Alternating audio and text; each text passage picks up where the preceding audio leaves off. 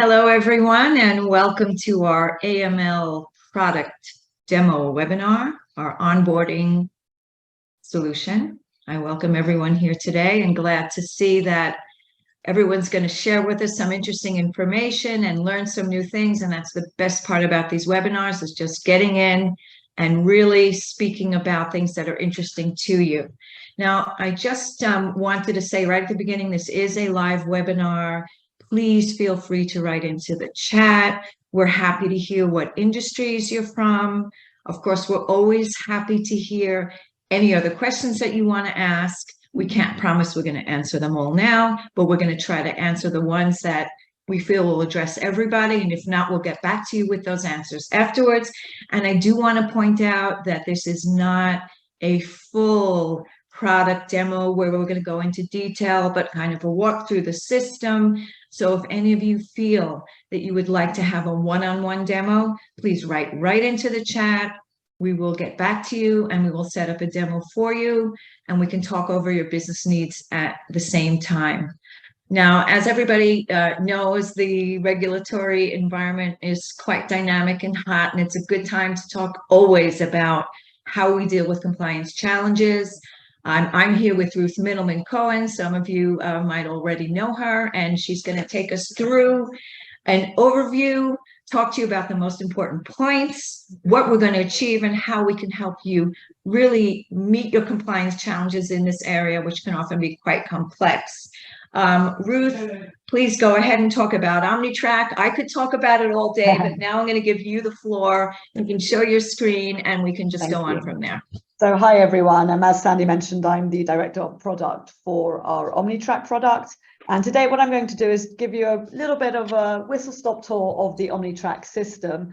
I'm showing my screen right now, and what you should be seeing is our dashboard for the OmniTrack data solution that VinciWorks provide. And you can see already at a first glance that client onboarding, AML, KYC, due diligence is not the only solution that we have inside here. We've got GDPR solutions, gift and hospitality registers, health and safety registers, really a wide range, risk procurement, you name it. We've probably got something here that can help you out. But today's focus will be on AML, KYC, client onboarding. And I'm intentionally using all of these different terms because different industries have slightly different terminology around this, and one industry might say this is client onboarding, another one might say this is KYC, another one might say this is client due diligence. Wide range of people also attending today. I've seen from banking, from financial services, from legal. So I'll really try to touch on a little bit of everything. But obviously, it's important for you to note that if you do want a specific demo for your specific industry, do get in touch with us. So the first thing in line with what I was just saying is, as you can see here, we already have kind of best practice workflows built out for the different industries. So for example, at FCA, we've got a specific FCA-led workflow, and we can even see we've got an extended and a shorter version. Same with the law firms. We've got a legal extended and a kind of shorter version, because we're really able to adjust the system in line with your specific needs. And the reason for that is that we've intentionally made our OmniTrack system 100% customizable.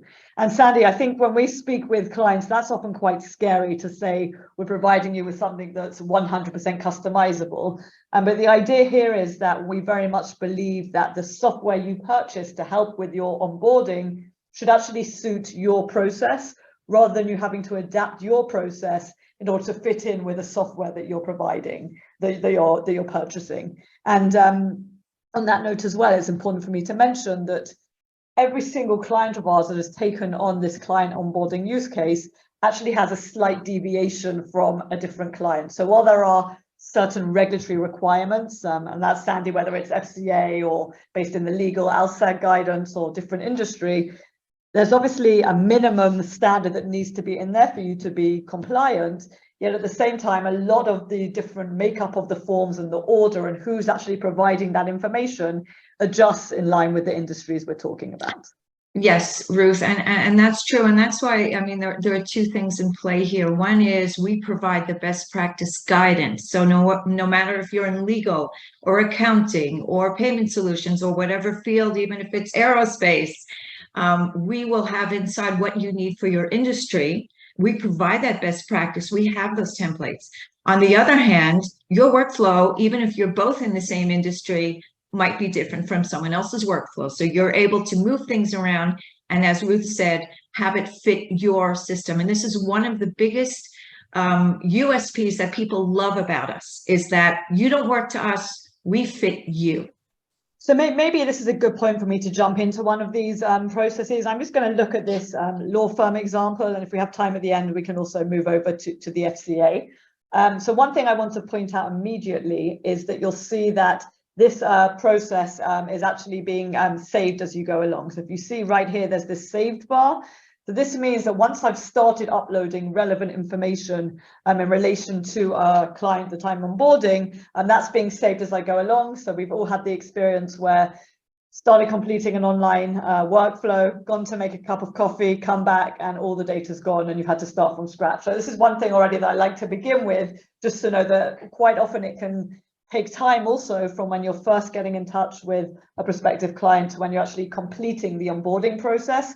Clients might need to provide you with certain documentation. They might not walk around with their passport on them when they're meeting you, or when they might not in the office not carry a copy of their passport, etc. And this can often take hours, days in order to be completed. So it's very important that we have this kind of save part in the process. That's right, Ruth. And also an interesting thing to mention is, while you're talking about having everything be saved, this is also the place, this is our repository, this is our database. Everything is going to be exactly in the same place. There's no more getting lost and where did I put this and where's that email. Ruth will touch on this a little bit. There's internal communication, there's comments, there's flags, there's documents. So no matter what your process looks like, you have your one source of truth for everything. And when that audit comes to call and everyone's shaking in their boots, you open this up and you have everything in there that you need that was ever connected to this client. Great. Yeah, thanks, Sandy. So the form that I'm showing you right now, this workflow, is what we refer to as the end user side of our system. The system has, in essence, an end user side where the initial information, document upload, etc. happens.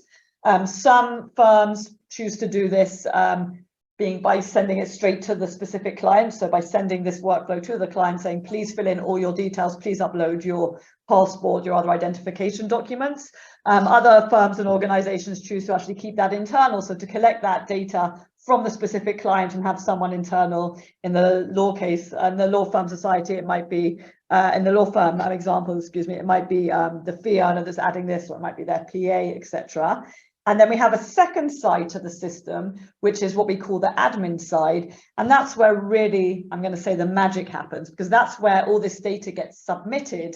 And as a result of that submission, it's actually decided the risk level of the specific client you're choosing to onboard, whether you can onboard them, whether they're high risk, low risk, whether you need to carry out enhanced due diligence, etc. So maybe I'll just spend 5 minutes, Sandra, just going over this initial workflow where we're just collecting that initial information, and then we'll transition to the admin side of the system. So you're seeing the first thing that's happening here is we're selecting the specific person inside the organization that's collecting the documentation. In this case, it's an internal workflow. The first question that's being asked is whether this is a new client or not. In a situation where it's not a new client, to actually save you having to repeat the information and put in that same information all over again, if you've already carried out a check for that client previously, and maybe potentially this is a new transaction or a new matter in the case of a law firm, you're simply able to see a full list of the different clients that you have and select the relevant client that you need. So here we can see that this is an individual, it's Andrew Sutton, and etc. You've got all that information already appearing. In a lot of situations and in certain industries, thinking kind of real estate, etc., it might be that actually you're going to have a lot of clients and it's not going to be multiple transactions for the same client. And in that case, you would simply be able to upload the relevant details about the client, whether it's the client name, client address, the basic piece of information. And here might be a good point for me to mention as well that if you're already collecting this data in an existing system, so for example, a case management system or something where you've got the business intake in any event happening, we can actually connect our OmniTrack onboarding tool with your case management system and via API already complete that information, send it over from your case management system into our system in order to ensure that you're not having to duplicate your work. So quite often, we'll find that firms will actually complete the first section of this when it gets sent to the relevant fee earner. All these sections are already filled in because they're not having to duplicate their work. And thank you, Ruth. And actually, something else, I can't believe it's been 10 minutes and I haven't mentioned the word streamlined and automate. Those are key parameters that we like to use when describing this solution. As you see, as Ruth was filling out, and she'll show you as she goes down, this works on conditional logic, which means that according to your answer, you see below where it says screening details, and if she answers no, and then if she answers yes, new questions pop out. So first of all, you're only going to get questions that are completely relevant to you. You're not going to have to scroll through questions deciding whether or not you have to answer them. And each of these can have an asterisk, which means that it's mandatory. It can actually have flags related to it. The way things are answered all the time are going to be inputting into the system various important factors that you need in terms of your risk analysis, which your risk assessment, which Ruth is going to get to later on. So the fact that this is working and unfolding as the person is answering the questions is something that is highly sophisticated, but as you can see, very user-friendly. Yes, thanks for that, Sandra. And I should mention as well, don't be too worried if you are a law firm looking at this and thinking, oh my gosh, our current workflow does not match this. As I mentioned at the beginning, and we'll mention, I'm sure, multiple times, this is not set in stone and there are lots of different workflows. This is one sample of what one firm we're working with is carrying out for their template, but we do have a wide range of templates and we spend a lot of time during implementation to really understand your process in order to refine it and make it exactly according to your best practice as a firm as well. So the greatest example, I think, for this conditional logic, which Sandra was mentioning, is when we get to the actual entity type and we actually think about what the regulator is requiring us to actually obtain based on the type of entity that we're working with. So for example, if we're dealing with a public listed company, as you can see here, there's a very small bit of identification that's being asked for here, just the ticker, together with some sort of print screen of the listing, because obviously if they're a publicly listed company, they've already been quite scrutinized on the terms of kind of AML, etc. So that's why in this situation, for the first level of identification and verification, there'd be not so much required at this point.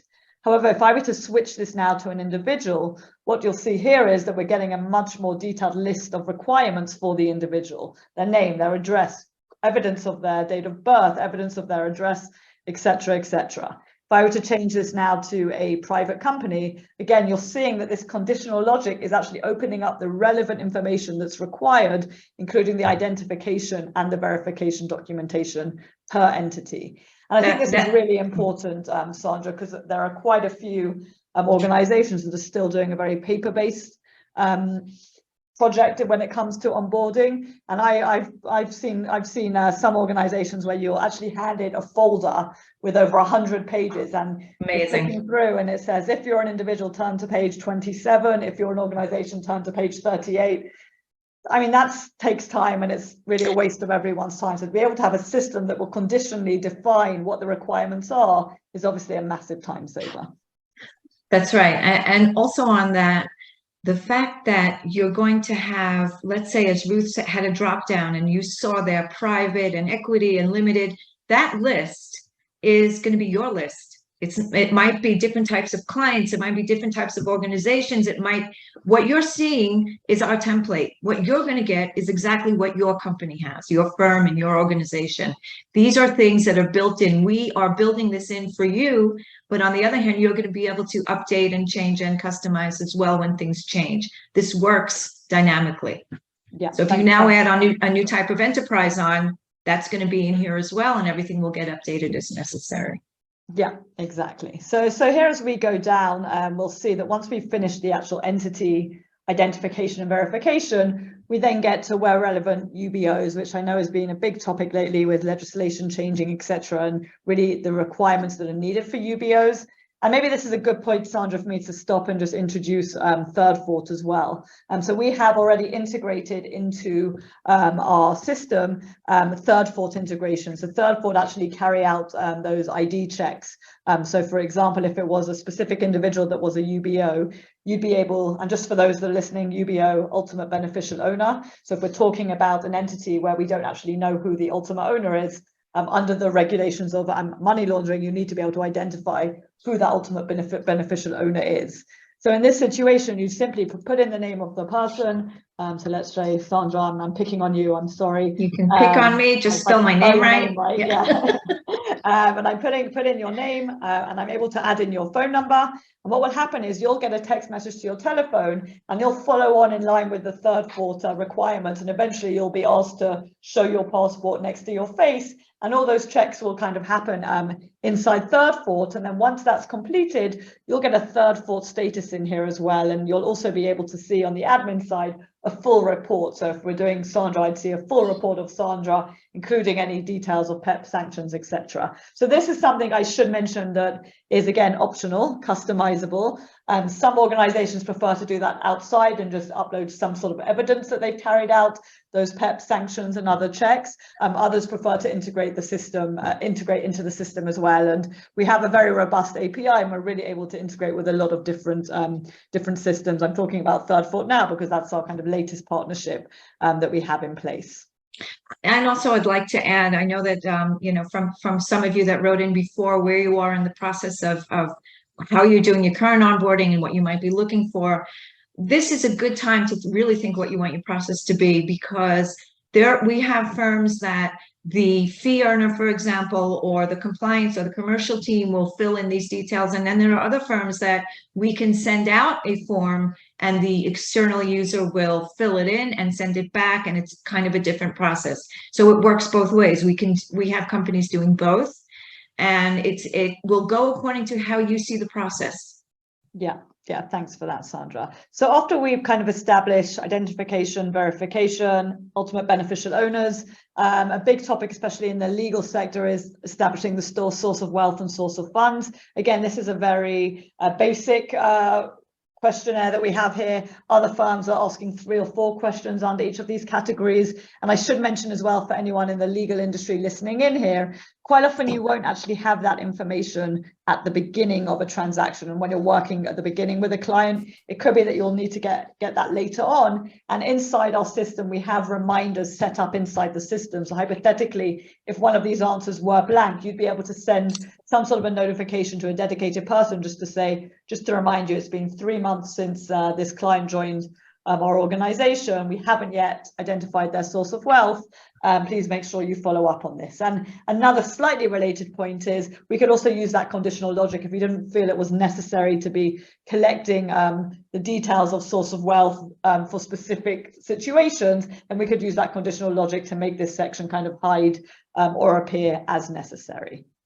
A big topic, which let's try not to spend too much time on, Sandra, but I do think it's pretty important for all industries here as well, is the risk analysis. So it's very easy, or maybe not so easy, but collecting the documents, I would say, is the easier part of the process when you're onboarding a client to collect their details, their address, some sort of identification and verification. The client risk assessment, I would say, is where thought really needs to be put in here. So in terms of the risk assessment, there are a few different ways that we can accommodate this inside of the OmniTrack system. One way, which I think is great, it's basic, but I think it's really spot on, is where you have a list of very, very specific questions that you're asking about the transaction. So this would be something that you're asking your internal employees once they've received all the documents, those people that are closest to the client. You're asking them these very basic questions. Are they linked to sectors that have high anti-money laundering or money laundering, terrorism, finance, etc.? Are they high net worth people? Are they PEPs? Seeing a whole load of different questions that are coming up here. And the critical part of this risk assessment is that what I'm seeing here is I'm actually getting a red flag here at the bottom. So what you're seeing right now is that based on the different answers that have been given, I'm getting certain red flags at the bottom, and then I'm then able to then decide based on these red flags what the actual risk score is that I would give for this client. So it could be, for example, there are 4 red flags, but I know the client personally and it's Bill Gates or someone very famous. Even though it might seem like they're high risk, actually they're probably not such a high risk. So even though initially, if you were just relying on the flags, it might suggest it's high risk, you might actually say it's medium or low risk. And the same would be the other way. If all of these questions that we've got here are suggesting it's low risk, actually it might be that it's high risk because there's something that's not actually covered here on the screen. So that's why I think this is kind of, I call it basic, but just because it's very targeted, maybe that's a better word to be using, Sandra. There's a targeted checklist that you're going through in order to determine what the risk level is. But I mentioned the word checklist, Sandra, and I feel like I should correct myself there right now. I think you're probably about to do that. Even though there are targeted questions coming in here, we still have this open text box where, as you'll see, it's got this red asterisk, meaning that it's a mandatory field, where we're actually saying, you've seen the red flags, you've made your risk level choice, but now actually go in and explain why you've actually chosen that. So that's what takes this away from being a checkbox exercise and actually requires you to actually put some thought into this. Ruth, yes, which is the way the regulators in the industry is going, in that they want the human intervention. They no longer want people to say, well, it calculated a score for me, and this is why we accepted the client. You need to have responsibility as the person that is explaining why you thought that risk was okay. So it's not letting you off the hook. It can't just be a machine that's running the risk for you. You need to say what you think. And by the way, for those of you who do want to look up at our resources, we do have now a nice guide about risk connected to AML. So please go to the resources and look it up. And you can get some more information on how to do this. Great. So another way that organizations are carrying out this risk assessment is by using a basic scoring mechanism. So what you're seeing here is based on the different answers that I'm given, I'm getting a score here at the bottom. So when I change an answer, that score is actually changing based on the different answers that I'm being given. But again, as you're seeing here, even though this is a scored approach, we're still leaving room for you to actually make your decision based on that score and add in your own kind of risk assessment as well. One final method to show you, which again, some organizations are using, is that rather than going through that checkbox exercise, instead of that, they're just putting in all the different considerations that you should be thinking about. So we've got in relation to the transaction specific considerations that you should be thinking about. And then just based on that, just having a quick read over here, rather than having that yes, no question, instead you're looking at the considerations and then making the determination as to whether it's high, medium or low. Right. And there's also a good time to mention, we might have touched on a little bit that there are descriptions and there all the time there's guidance. And if there's particular things that's related to how you work and how you want the people filling this out to understand the question, you have the ability to add those in. So they're right there in front of people's faces. And the more that they learn and do this, they'll understand it. But we're always providing that guidance. You can provide it. We can provide it. It can be together. The important thing is that there is someone always giving you best practice suggestions. Yeah, exactly. And it might be a good time. I'm watching the clock here, Sandra. So maybe I'll switch now just to the admin side. So you can see what happens once this has been submitted. I'll just take 20 seconds just to explain here. You're seeing at the bottom, there are 3 different buttons. This is intentional. I wanted to really demonstrate that there are lots of different customizations we can include here, including what you actually want to have in the buttons and where you want the buttons to go. So some firms will say, okay, as soon as this information is collected, I want it to be sent to the AML officer. Other organizations will say, okay, before it comes to the AML team, I want it ready to go out to third, fourth to do all the PEP sanctions checks, and others will submit it to someone else. So here's just an example of kind of the detail that we go to really ensure that this is customized according to the specific organization we're talking about. Okay, I'm going to run now to the admin side and try and cover it, Sandra, in 2-3 minutes. In other words, I shouldn't speak. No, jump in, feel free. So what happens on the admin side is simply as soon as a submission has come in, meaning that initial end user form that I've just been showing for the last 20 minutes is completed, it will come and be sent to an admin. the admin that we will work together with you to set who that admin or those multiple admins are, they will get a notification via email to say a new client is waiting to be onboarded. And what will happen is that once this comes in, they will actually be sitting in either fee earner review or AML team review. Again, you'll decide exactly which status you want these to be entering, and you'll be able to see a full list of people that are in the specific statuses. So for example, right now I can see that there are 13 KYCs in progress. What that means is there are 13 different people who are completing that initial form that I was showing you and that haven't yet submitted it. In most of the cases, once these get submitted, they will move to either AML team review, to your compliance team review, whatever it is inside your organization where that compliance section is going to be happening. The first thing that the admin will see when they log in is a full overview of where things stand. So I can see, okay, there are 24 clients in total. There are 8 that are improved. I'm in a good situation right now. None of them are waiting my approval, so that's great. They're just sitting already in approved or in other statuses. You can see a full diagram of dates when things were submitted, etc. And in essence, any of the data inside the form, you can get a snapshot of in real time on this dashboard. So we can see the breakdown of the different entity types, whether they're new or existing clients, the risk levels, you name it, we can put it in here. And just to show you again, this, I've mentioned it many times, but just how easy it is to customize this. If I go to the bottom, I can simply add a new widget. I can choose a bar chart, a pie chart, a line chart. I can play around with this in order to get that infographic kind of exactly as I need. So this is a great tool, and we find that more and more people are using this. I think we have one organization we're working with that has about 70 different rows of data in here, Sandra, because it's just such a useful tool to be giving updates to the board or updates to senior management, etc., etc. Well, what I'm going to do is just show you an example of a submission that's come in. And here you're seeing a grid. These are my current clients at the moment. I can see the full kind of risk assessments that have been taken place. I can click on any of these clients. If I click into this client right here, and I can see, okay, so this was a client, it was RC Cola, 123 Blue Lane. I can go down, I can see all of the information that's been submitted in here.